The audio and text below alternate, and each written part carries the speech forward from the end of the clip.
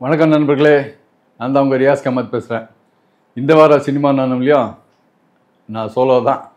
என்ன நம்ம கூட்டணி பார்த்தீங்கன்னாக்கா வேறு படத்தோட ப்ரொமோஷனில் கொஞ்சம் பிஸியாக இருக்காங்க. அதனால் அவங்களுக்கு பிடிக்கிறது கஷ்டமாக இருக்குது. சரி, வழக்கம் போல் நம்மளே கொஞ்சம் இந்த வாட்டி கொஞ்சம் சோலோவாக பேசிடலான்றதுக்காக. ஆனால் இந்த வார எபிசோடில் பார்த்தீங்கன்னா கொஞ்சம் கரண்ட் அஃபேர்ஸ்ன்ற மேட்டரை வந்து நான் நிறைய சேகரித்து அது உங்களுக்கு வழங்கலான்னு ஒரு ஐடியா பிளான் பண்ணியிருக்கேன். அது என்னென்னா, சரி ஆரம்பிக்கிறதுக்கு முன்னாடி இந்த 2 வாரம் இந்த வெள்ளிக்கிழமை, அதாவது நேற்று, அதுக்கப்புறம் போன வாரம் வெள்ளிக்கிழமை ரிலீஸ் ஆன படங்களுடைய ஜானரை பேஸ் பண்ணி ஸ்டார்ட் பண்ணலான்னு நினைக்கிறேன். அதாவது இந்த 28ஆம் தேதி அன்றைக்கி பார்த்தீங்கன்னாக்கா வேல்ஸ் இன்டர்நேஷ்னல் தயாரிப்பில் பா விஜய் அவர்கள் இயக்கத்தில் நம்ம நடிகர் ஜீவா, ராஷி கண்ணா மற்றும் பலர் நடித்த அகத்தியா என்ற படம் ரிலீஸ் ஆகிருக்கு. அது கூட வந்து நம்ம அறிவழகன் அவர்களே தயாரித்து இயக்கி நடிகர் ஆதி, லைலா மற்றும் பலர் நடித்த இந்த சப்தம் என்ற ஒரு படம் ரிலீஸ் ஆகிருக்கு. இது ரெண்டுமே பார்த்திங்கன்னா கொஞ்சம் அந்த horror come thriller combined level படம். போன வாரம் 21ஆம் தேதி அன்றைக்கி ரிலீஸ் ஆனது பார்த்திங்கனாக்கா நம்ம தனுஷ் அவர்கள் இயக்கத்தில் வண்டர்பார் நீண்ட இடைவெளிக்கு பிறகு தயாரித்து முற்றிலும் புதுமுகங்கள் பவேஷ், அப்புறம் வெங்கடேஷ் மேனன், ராபியா, ரம்யா ரங்கநாதன் இவர்களுடன் குழந்தை நட்சத்திரமாக இருந்து கதாநாயகியாக அறிமுகமான அந்த அனிகா சுரேந்திரன், அப்புறம் வந்து மலையாளத்திலேருந்து பிரியா வாரியர், மேத்யூ தாமஸ், அப்புறம் வந்து நம்ம தமிழ் சித்தார்த்தா சங்கர் இவர்கள் நடிப்பில் ஜிவி பிரகாஷ் அவர்கள் இயேசில் வெளிவந்த நிலவுக்கு என்மேல் என்னடி கோபம், இந்த படமும் ஏஜிஎஸ் தயாரிப்பில் அஸ்வத் மாரிமுத்து அவர்கள் இயக்கத்தில் பிரதீப் ரங்கநாதன், அனுபமா பரமேஸ்வரன், அப்புறம் கயாடு லோஹார் இவர்கள் நடிப்பில் வெளிவந்த டிராகன் என்ற திரைப்படம். அதாவது இந்த வாரம் ரெண்டுமே ஹாரர் படம் அப்படின்னு பார்த்தா, போன வாரம் வந்து ரெண்டுமே இந்த ஜென்சிஸ்க்கு உண்டான அந்த லைஃப் ஸ்டோரி தான். கிட்டத்தட்ட அவங்களோட வாழ்க்கையில் இன்னைக்கு ஜென்சிஸ் வாழ்க்கையில் நடைமுறையில் இருக்கிற சில விஷயங்களை தொகுத்து ஒரு பக்கம் டிராகனாக, இன்னொரு பக்கம் வந்து காதல் கதை கொண்ட அந்த நிலவுக்கு என்மேல் என்னடி கோபமாக இந்த 2 படமும் ரிலீஸ் பண்ணியிருந்தாங்க. அதாவது நான் என்ன சொல்ல வந்தேன்னா, போன வாரம் ரெண்டுமே வந்து லவ் ஸ்டோரிஸு, இந்த வாரம் ரெண்டுமே வந்து ஹாரர் படம். ஒரே வாரத்தில் 2 படங்கள், அதுவும் ஒரே ஜானரில். இது பார்க்கறதுக்கு ரொம்ப நல்லா இருக்கு இல்லையா? அது சொல்ல வந்தேன். அதுக்கப்புறம் இந்த நம்ம கூலி அப்டேட்டு சன் பிக்சர்ஸ் ரொம்ப நாளாக தலைவர் ஃபேன்ஸ் கேட்டுகிட்டே இருந்தாங்க. கூலி அப்டேட் மட்டும் எதுவும் வரவே மாட்டேங்குது, என்ன அதுன்னு சொல்லிட்டு. கடைசியில் பார்த்தீங்கன்னா சடனாக வந்து ஸ்பெஷல் அப்பியரன்ஸு பூஜா ஹெக்டே அவங்களோட சாங் இன்ட்ரடக்ஷன் பற்றி 2 நாளுக்கு முன்னாடி ரிலீஸ் பண்ணியிருந்தாங்க கூலி திரைப்பட குழுவினர். அது பார்க்கறதுக்கு ரொம்ப மகிழ்ச்சியாக இருந்தது. தலைவர் அவருடைய போர்ஷன் முடித்த கையோட தன்னுடைய வெட்டிங் ஆனிவர்சரி கொண்டாடுறதுக்காக தன் மனைவியுடன் துபாய் சென்று விட்டார். ஸோ அங்கே வந்து துபாயில் ஹாலிடே கொண்டாடிட்டு இருக்காரு தலைவர். அதுக்கப்புறம் பார்த்தீங்கன்னாக்கா போன வாரம் நம்ம சென்னை YMCAல நடந்த பிரபுதேவா வைப்ஸ், அதை பற்றி தான். என்னென்னா, பிரபுதேவா முதல் முறையாக இந்தியாவில் ஒரு நடன நிகழ்ச்சி நடத்தியிருக்கிறது. இதுதான் சென்னையில் தான் ஃபஸ்ட்டுன்னு சொல்லணும். அதை நடத்தியிருக்கிறவர் பார்த்திங்கனாக்கா நம்ம அருண் ஈவெண்ட்ஸ்ன்றவங்க. அவர் வந்து ஏற்கனவே நான் வந்து சாருக் கேசி என்ற திரைப்படத்தை தயாரிச்சிருக்காரு. இப்போ விரைவில் வெளியே வரப்போகுது. சுரேஷ் கிருஷ்ணா அவர்கள் இயக்கத்தில் YG மகேந்திரன் அவர்கள் நடிச்சிருக்க படம். அவர் வந்து ரெகுலராக ஈவெண்ட்ஸ் நடத்திட்டு இருக்கிறவர். அவர் தான் இந்த ஈவெண்ட்டை நடத்தியிருக்காரு. இதில் டிக்கெட் வாங்கிட்டு வந்த ரசிகர் கூட்டம் ஒரு பக்கம் இருந்தாலும், இன்னொரு பக்கம் பிரபுதேவாவின் அழைப்பிதழை ஏற்றி வந்த அவரோட கூட நடித்த கலைஞர்கள், அப்புறம் திரையுலகத்திலே அவருக்குள்ள ரசிகர்கள் சில பேர் கலந்து கொண்டாங்க.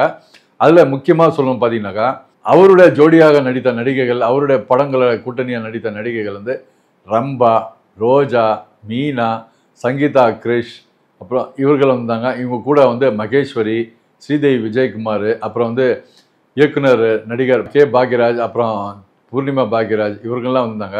இயக்குநர்களை பார்த்தீங்கன்னா இயக்குனர் சங்கர், KS ரவிக்குமார் அவர்கள் மற்றும் வந்திருந்தாங்க.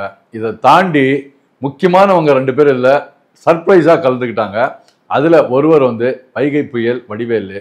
அவர் வந்து நம்ம நடிகர் பிரபுதேவா கூட பல படங்கள் கூட்டணி நடிச்சிருக்காங்க. 2 பேரோட கெமிஸ்ட்ரியும் ஸ்க்ரீன் கெமிஸ்ட்ரியும் பயங்கரமாக ஒர்க் அவுட் ஆகியிருக்கிற படங்கள். அந்த வடிவேலு இந்த நிகழ்ச்சிக்கு சிறப்பு விருந்தினராக கலந்து கொண்டார். இவர்களை தாண்டி டெல்லியில் ஹிந்தி படத்தின் படப்பிடிப்பில் இருந்த நடிகர் தனுஷ் அவர்கள் பிரபுதேவாவுடைய நிகழ்ச்சிகள் கலந்து கொள்வதற்காக சிறப்பு விருந்தினராக அவரும் கலந்து கொண்டார்னு சொல்லணும். இவங்க வந்து நிகழ்ச்சியில் முதல் வரிசையில் உட்கார்ந்து இந்த நிகழ்ச்சியை பார்த்து ரசித்தது மட்டும் இல்லாமல் மேடையிலையும் தோன்றி பிரபுதேவாவுடன் சில நிமிடங்கள் உரையாடி சின்ன நடனம் ஆடி அதை ரசிகர்களை இன்ப அதிர்ச்சியில் கொண்டு போனாங்கன்னு சொல்லணும். இதுக்கு எல்லாத்துக்கும் போக ஸ்பெஷாலிட்டி பார்த்தீங்கன்னாக்கா இந்த நடன நிகழ்ச்சி மூலிமா பிரபுதேவா அவர்கள் தன்னுடைய மூத்த மகன் அறிமுகம் செய்து வைத்தார். அதாவது பிரபுதேவா யூனிவர்ஸ் என்ற பெயரில் அவருடைய மகன் அவருடைய முதல் நடன நிகழ்ச்சி இந்த மேடையில் நடைபெற்றது. பிரபுதேவாவுடன் அந்த நிகழ்ச்சியில் கலந்து கொண்டு நம்மள ரசிகர்கள் எல்லாரையும் மகிழ்வித்த கலைஞர்கள் யாருன்னு பார்த்தீங்கன்னாக்கா நடிகர்களில் பரத், சாந்தனு பாக்யராஜ், அப்புறம் நாகேந்திர பிரசாத். அதே போல் நடிகைகளில் பார்த்தீங்கன்னாக்கா லக்ஷ்மி ராய், சாக்ஷி அகர்வால், அதித்தி சங்கர், யாஷிகா ஆனந்த், இப்படி பலர் கலந்து கொண்டாங்க. நிகழ்ச்சிக்கான ஷோ டைரக்டர் பிரபுதேவாவுடைய நண்பர் ஹரிகுமார் அவர்கள் செய்திருந்தார். இது ஒரு பக்கம் முடிஞ்சது. அப்புறம் 2 வாரங்களுக்கு முன்னாடி கூலி படத்தின் படப்பிடிப்பு நடந்துட்டு இருக்கும்போது அந்த செட்டுக்கு நான் வந்து போயிருந்தேன். அப்போது அந்த செட்டில் பார்த்தீங்கன்னாக்கா நான் வந்து நடிகை ஸ்ருதி ஹாசன் அவர்களை சந்திக்கும் ஒரு சந்தர்ப்பம் எனக்கு ஏற்பட்டது.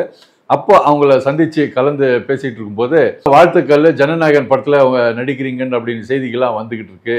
சிறப்பான விஷயம். புலிக்கு அப்புறம் தளபதி விஜய் அவர்களோட நீங்கள் நடிக்கிற படம் இந்த ஜனநாயகன் அப்படின்னு வாழ்த்து சொன்னேன்.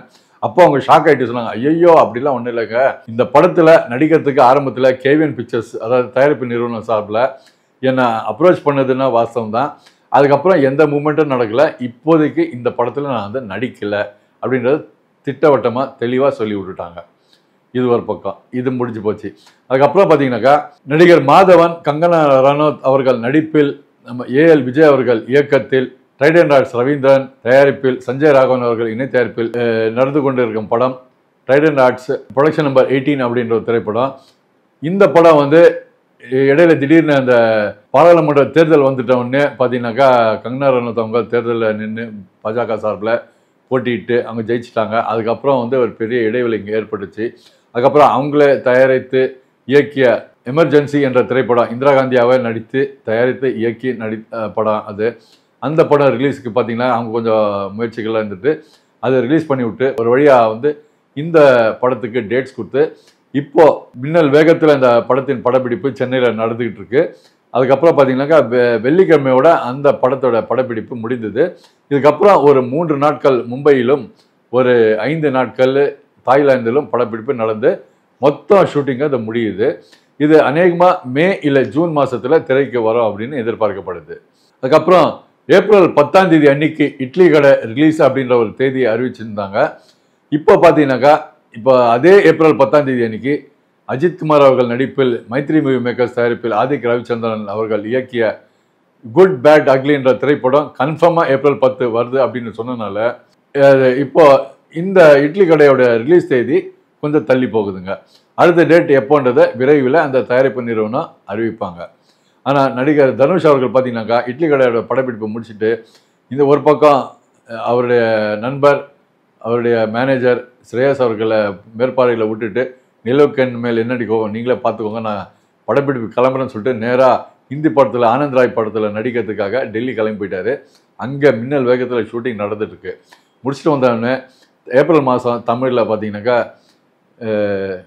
விரைவில் இன்னொரு புது படம் ஒன்று அறிவிப்போட ஆரம்பிக்க போகுது. வேல்ஸ் இன்டர்நேஷ்னல் படம் அப்படின்னு சொல்கிறாங்க. அநேகமாக அது அஃபிஷியலாக அந்த செய்தி வந்தால் சிறப்பான ஒரு விஷயமா இருக்கும். ஏன்னா அவர் பேக் டு பேக் படங்களை நடிக்கிறது, இயக்கிறது, தயாரிக்கிறது எப்படின்னு பல பரிமாணத்தில் அவர் வந்து ட்ராவல் பண்ணிகிட்ருக்காரு. அவருடைய எல்லா பயணத்திலும் வெற்றி அடைய இறைவனை வேண்டிக்கிறேன். ஓகேங்க, இப்போதைக்கு எனக்கு தோன்றிய சில முக்கியமான சில கரண்ட் நிலவரங்களை உங்கள் கூட இப்போ இந்த எபிசோடில் பகிர்ந்துட்டுருக்கேன். இதே போல் பல சுவாரஸ்யமான பழைய நினைவுகளும் புதிய நினைவுகளும் தொடர்ந்து உங்களுக்கு வழங்கிட்டு வரேன். அது வரைக்கும் இந்த எபிசோட்லேருந்து உங்களிடம் விடைபெறுது உங்கள் நண்பன் ரியாஸ் கேமரா.